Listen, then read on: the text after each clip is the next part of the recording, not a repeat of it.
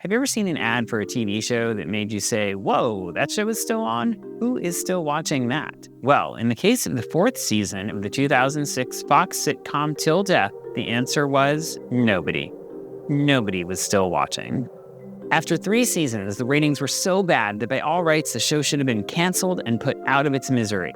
But a fluke of the television business meant that it stayed on the air for one last season. And since nobody was watching, the writers were free to do whatever they wanted without consequences. And the result was a disaster. Or, hear me out, maybe a surrealist masterpiece. What if we're just characters in a sitcom? What is Eddie Stark's secret? I'm worried we're gonna get canceled. He jumped the shark. Til Death started out as a perfectly ordinary sitcom. Brad Garrett played Eddie Stark, not that Eddie Stark, a high school history teacher. Jolie Fisher played Joy, his wife of 23 years. A young newlywed couple moves in next door, the Woodcocks. Jeff Woodcock. This is my wife, Steph. Jeff and Steph, adorable. So the premise of the show is centered around the contrast between this older, jaded couple and the young, naive neighbors who are still very much in their honeymoon phase. It was one of those multi-camera sitcoms with a laugh track and jokes dumber than reading the dictionary for the plot twists. About midway through the season, we meet the third member of the Stark family, their growing daughter, Allie, played by Kristen Ritter, years before her roles on Breaking Bad and Jessica Jones. I hope you don't mind, Mom, but I brought home about 4 months' worth of my laundry. Oh, don't be silly. Your mom lives for that. And we meet her boyfriend, Doug, played by Tim Sharp, years before he was on, actually, an impressive number of things that I have somehow never seen. The show had a decent premiere, but then ratings quickly dropped. So Fox had an idea. They put the show on right after their mega hit American Idol, and it worked. Ratings jumped up, cracking the top 10 for the first time. But to put that in perspective, the audience was still only about half of American Idol's. And once they moved the show out of that time slot, ratings went back down again. The American Idol effect wore off for Til Death almost as fast as it did for Taylor Hicks. Oh! In the second season, the show introduced a new character played by J.B. Smoove. He played Kenny Westchester, a grown man who is paired with Eddie as part of the Big Brother program as Eddie's little brother, because he's still in the system from when his mom enrolled him when he was a little kid. This is my brother. This is my big brother right here. Maybe people didn't respond to the slightly homophobic jokes. And our seats are reserved. You're in 13, I'm in 15. Who's in 14? Nobody. That's our we're not gay buffer seat. Or the slightly sexist jokes. I realize I'm not any good at talking. I'm not a chick. But for some reason, people just weren't interested in this show. So for season 3, the show was completely revamped. The Woodcocks were gone, taking the show's original premise with them. Now the show is just about a dumb guy and the wife that's too good for him, in the tradition of other unique TV shows like The King of Queens, Still Standing, According to Jim, Everybody Loves Raymond, Home Improvement, Yes Dear. Another change in season 3 is that J.B. Smoove becomes a regular. His character moves in with Joy and Eddie because, why not? And the producers did their first of many recastings of the daughter Allie. She is no longer played by Kristen Ritter, but is now played by Laura Clary. Why do I sleep with every guy who plays guitar? Here's a fun fact. Laura Clary has since gone on to develop a huge following on social media as a comedian and is the New York Times bestselling author of 2 books with Simon & Schuster. But if you look up Laura Clary on Wikipedia, you get redirected to a page about her ex-husband. You'll be shocked to hear that none of these changes helped the show's ratings, so Fox gave up on it and stopped airing the show just 7 episodes into the 3rd season. But here's the thing. Fox didn't actually produce the show. It was produced by Sony Television and then licensed to Fox. And Sony had already made 3 seasons worth of episodes. If they could just last one more season, they would have enough episodes to go into syndication. So they made Fox an offer they couldn't refuse. They let them license the 4th season of Til Death dirt cheap. Fox makes its money selling ads, so cheap content to sell ads against was a win for them. Then Sony set out to overhaul the show again. The showrunners were fired along with the entire staff of 23 writers, and they brought in veteran TV producer Don Rio to take over. Don had created Blossom and the John Larroquette Show, and he was a writer on shows like MASH and The Golden Girls, so they weren't handing it to just anyone. He knew what he was doing. J.D. Smoove as Kenny was off the show, and Eddie and Joy suddenly have new friends, played by real-life couple Kevin Nealon and Susan Yeagley. And once again, the daughter Allie is recast. Laura Clary is out, and Lindsay Broad takes over the role. She's best known for playing the temp on The Office who flirts with Jim while Pam is on maternity leave, and she does have a Wikipedia page. In the very first episode of Season 4, there's a little hint of what's to come with this nod to Allie's recasting. What is different about you? Oh, you look like a whole new person. And then there's this line a little later in the episode. Why do we always have to have a plan? What do you think, we're living in a sitcom? But things get really weird midway through the season. In the 9th episode, Doug has an existential crisis. What if we're just characters in a sitcom? Do you ever hear laughter? Doug thinks we're all characters in a sitcom. Doug, if this was a TV show, it would have been canceled a long time ago. Ha ha ha. But Doug has evidence, like why are there no brand name products? Not Quaker Oats, Quacker Oats. Or Waddies, Cheerilos, Babsolute Vodka. What the See? I just got bleeped. And he starts to see things that maybe he shouldn't.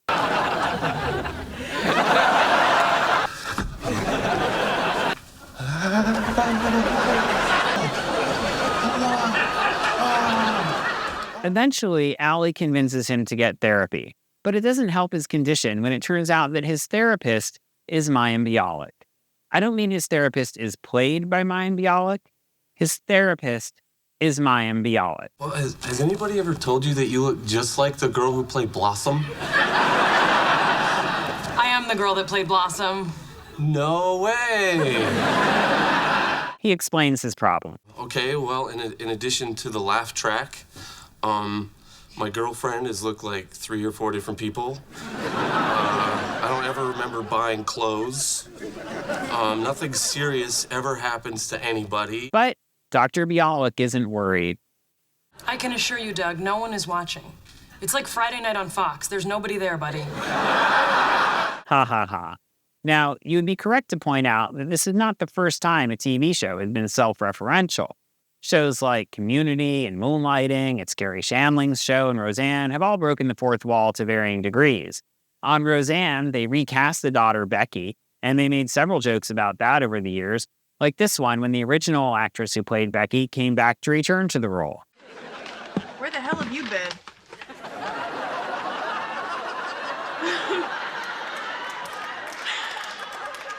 Why does everyone keep saying that to me? But in those cases, the show was playing along with the audience, winking at us for humor. In this case, there was no audience to speak of. This was just Don Rio playing around with the conventions of the format that he helped to shape in an environment where absolutely nothing was at stake. As the season goes on, Doug continues to struggle with his Sitcomosis, as Dr. Bialik calls it. So you're still insane, Doug? You still think that we're all living in a sitcom? Yeah, why else would I enter a room and say, Shalom, amigos? What a coincidence that what you were just talking about turns out to be the plot of this week's episode. Wow. But just when he thinks he's got everything under control, Allie is recast once again, this time played by Kate Micucci. All right, you're not Allie. What did you do with her? Where is she? What's going on? Doug, don't tell me you're having another one of those I think I'm a character in a sitcom moments. Kate Micucci, by the way, appeared just 2 episodes earlier in a completely unrelated role as a waitress. Let me tell you about today's specials. This is never addressed. Now, all this self-referential playing with conventions is really just the tip of the iceberg as far as demonstrating what the show tried to get away with when nobody was watching. For example, all the jokes on the show got way more sexual. Like, I would be surprised if they got past Fox's Standards and Practices department, but I'm not sure that they watched the show either. I see what you did wrong. You forgot to put the C in canal. Finally, I got a job as a wine taster, but they fired me because I wouldn't spit. I swallowed. Well, old habits die hard. Actually, one joke along these lines is a pretty good bit of wordplay. The setup is that Eddie and Doug are going to a shopping center that has a store called the Naughty Pine Factory. They make hand-carved birds and wooden marital aids. If you appreciate a good pun, this already works on so many layers. But then Jolie Fisher comes in with the punchline. Can you stop by Naughty Pine and see if my woodpecker's ready? And then they did an entire episode about, and I can't believe I'm saying this, the size of Brad Garrett's penis, which is apparently small, especially compared to Gilbert Gottfried's penis. What?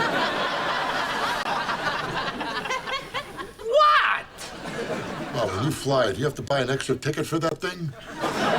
It should be hanging in the window of the Carnegie Deli. And here's the thing. Listen, it was still in the sleep mode. It wasn't even angry yet. Okay, I got it. It was big. And this wasn't just a I was in the pool B-plot kind of thing. This was the A-plot. The B-plot was about Allie being pregnant and finding out on the ultrasound that her unborn child has a huge penis. Could be a major league pitcher. Look at the arm on him. Well, that's not his arm. I guess it's only fair since there are so many jokes about Jolie Fisher's boobs. You know how much I love Zeppelins. I'm not taking them out, Eddie. No. I'm up here. I realize that. One more second. Wow, you're in 3D tonight. And you're famous for your boobies. I mean, not worldwide, but I mean, like the market and such. And then there's these weird sound effects. Like during scene transitions, they play a little bit of music. And then on top of that, they play weird noises like a boing noise or an elephant sound or a rattle or a trumpet. And I'm pretty sure that I heard a couple of farts in there.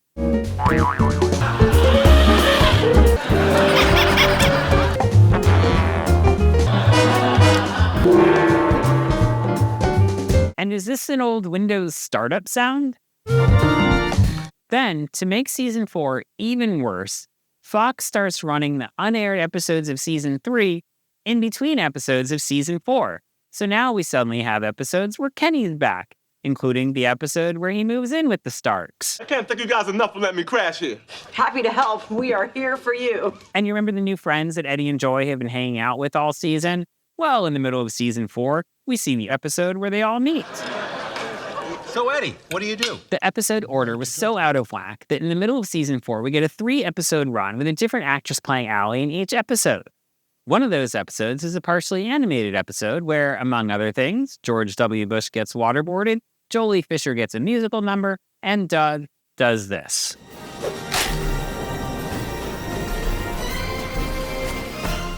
Wow, did you see that? He jumped the shark. That animated episode is actually Doug and Allie's wedding episode, which aired one episode before the one where they get engaged. Either way, they're married now and expecting a baby. So there's a baby shower. But it happens to coincide with Doug having a relapse of Sitcomosis. You guys didn't want to invite anybody, and apparently Eddie and I have no friends. What about the Woodcocks? Or Kenny? And the other 5 girls that played Allie? How about the rich neighbor next door and his hot wife? Or was it too expensive to fly him out from New York? This sends him back to therapy, where Mayim Bialik enlists the help of her Blossom co-stars to try to break Doug of his Sitcomosis. And you know what? You get the idea. This show was a ridiculous mess, and I haven't even gotten into the B stories yet, like Martin Mull plays a teacher who's a hoarder and has a sadomasochistic relationship with the principal of this school, a crazy woman who keeps hitting on Joy. Hey, have you ever kissed a girl? Can I ask you something, girl to girl? Sure. Are you at all interested in girl to girl? And they sometimes include their friend who likes to hide among Martin Mull's garden gnomes. The ratings for this disaster performed exactly how you'd imagine, free-falling about as low as a network show can go. But here's the most surprising thing of all. As I did research for this series, and I watched far too many episodes across every season, I found I actually kind of liked it. I mean, don't get me wrong, the show is terrible, but I liked the bizarre world they ended up in, and I liked Joy and Eddie, and I liked the crazy characters around them. And some of the writing on the show is actually pretty clever. I mean, come on. Woodpecker? The series ends with the birth of Allie and Doug's child, who they name after his grandfather, Eddie. It was a sweet ending to a mess of a series. Except that then they ran 3 episodes from season 3 that hadn't aired yet, and then the series was over. You know, I really love this kind of cultural archaeology, discovering obscure shows that I missed the first time around. So I really enjoyed a video I saw recently by Jesse Gender about an old TV show called Invasion, Iowa, a reality hoax show set in a small town where William Shatner was pretending to film a movie, but was really a big prank being pulled on the townsfolk who were hired as actors and crew. Invasion, Iowa asks us to point and laugh at the townspeople of Riverside, even as the show unintentionally reveals their humanity. Jesse uses it as a jumping off point to discuss the ethics of this kind of reality show and whether it exploits its subjects. I thought it was really thoughtful. It made me think differently about this kind of show. And you can watch it right now on Nebula, where Jesse has also posted an exclusive bonus video. It's a real-time watch-along with Jesse and her co-writer Aronach as they watch Invasion, Iowa together for the first time. The show could have been funny. Their unscripted, in-the-moment conversations as they're watching the show gives a whole other way of approaching the material, and it makes a really good supplement for the final video. I'm actually not sure which video I enjoyed more. There's actually tons of stuff like that on Nebula. Not just exclusive bonus material from some of the smartest creators covering pop culture, science, history, and more, but also Nebula originals like Broy Deschanel's series Taboo on Screen, which explores how movies depict the steamier aspects of humanity, all ad-free. And you'll find my videos there too. In my last video, I interviewed former Saturday Night Live member and Senator Al Franken, and in our interview, he told me a really funny story about the time he lost his wallet in a taxi. And he had stolen my identity, and he smuggled drugs as me. But I couldn't fit that in my main video. So I pulled that clip and I posted it as an exclusive bonus only on Nebula. The unique thing about Nebula is that it's owned by the people who make the content that you see there. So when you sign up for Nebula, you're supporting the people who make the videos, including me. And if you sign up using my link, go.nebula.tv/ironicsands, also at the link below, you can get Nebula at up to 40% off of an annual plan, which comes to just $250 a month. Your support helps me and everyone at Nebula continue to grow and make great things, so check it out, links down below. So what can we learn from all this? Maybe the lesson is that creativity can flourish when nobody's watching. Sure, people didn't flock to see the last season of Til Death, but at least it finally ended up as something different from all those other sitcoms. So maybe the next time you have a creative project, ask yourself, what would you do if nobody was watching and there were no consequences? And if that doesn't work, see if you can get the time slot after American Idol. Speaking of shows that need a bigger audience, if you liked this episode, please be sure to like and subscribe, which helps other people find it. I don't want to wake up one day and find out I've been replaced by Kate Micucci. Thanks.